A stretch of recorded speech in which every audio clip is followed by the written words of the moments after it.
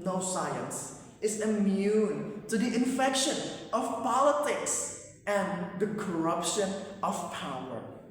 Quote by Jacob Brunowski. Assalamualaikum warahmatullahi wabarakatuh.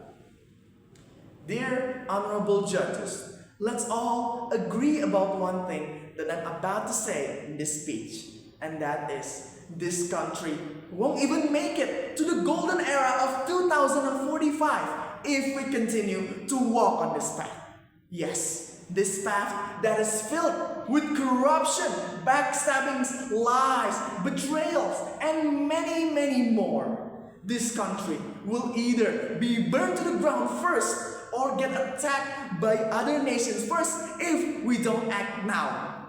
And so, what can we do as the young generations to save this country from destructions, and as someone who will eventually reign over this country in the future? My name is Akhtar Rakha Hardiansyahputra, who in this speech will guide you on how to become the perfect future leaders, who will fix these old boomers' mistakes, who will fix this country's government and will restore our country, our beloved nation, back to its former glory.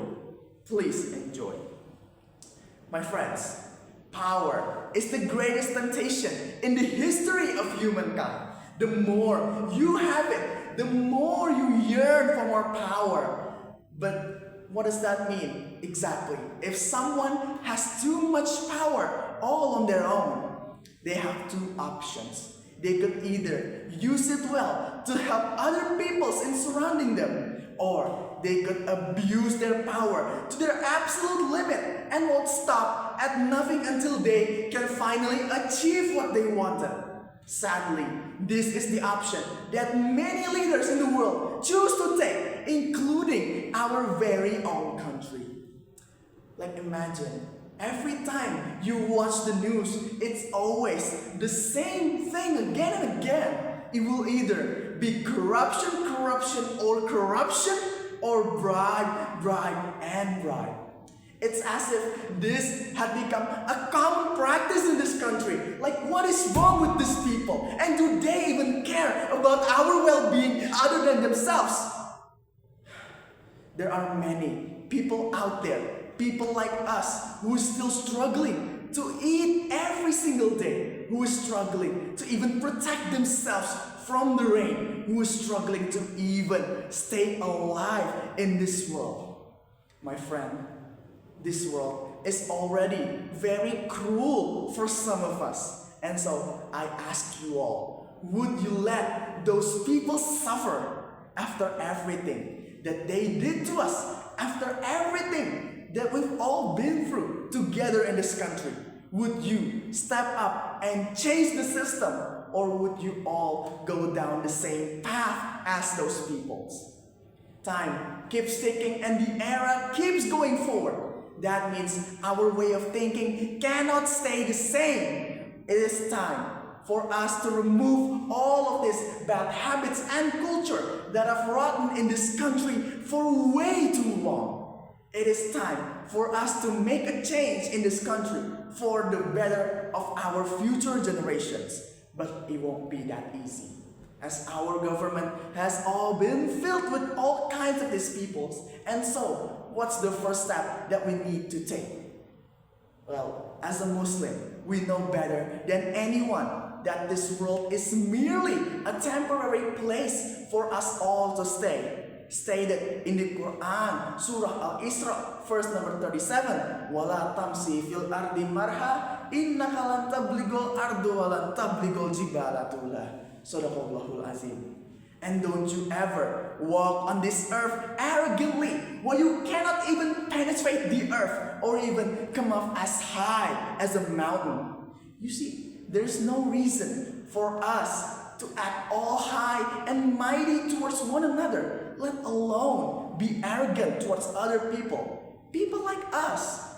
Except these people should be ashamed of themselves, as they are merely chasing the fortune that is only temporary in this world and don't even bat an eye on what's on the other side of this world, and that is the Akhirat. In the akhirat, they will be judged by what they have done in this world and won't have anywhere to go except the hell. Second of all, a leader should know and acknowledge what the people wanted.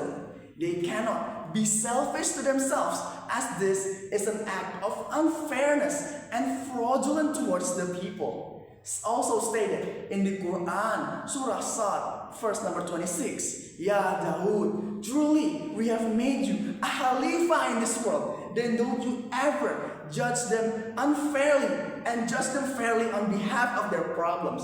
And do not follow your own desire. It will surely set you astray from Allah's path. Ladies and gentlemen, what our world needs right now is a good, honest, and caring leader. We don't need those two-faced, silver-tongued snake who dresses neatly in front of the crowds and only giving fake promises every single day. What we need and desperately need right now is a leader who can unite us all, not with power and no dirty tricks. Only a good heart, passion, and have the urge to be better every single day. Remember, my friends, our choices defines what kind of people, what kind of person we want to be. And so make sure that if someday you have to choose an option, make the decision that you won't regret for the rest of your life. For the closing statements, I don't have much to say to you all, but do promise me, my future generations, be a leader who does not get corrupted by the power you have in your hand, because surely, and I can assure you, that is the surest path to hell. I think that's all I can say in this speech. Thank you for partaking this journey with me. Wassalamualaikum warahmatullahi wabarakatuh.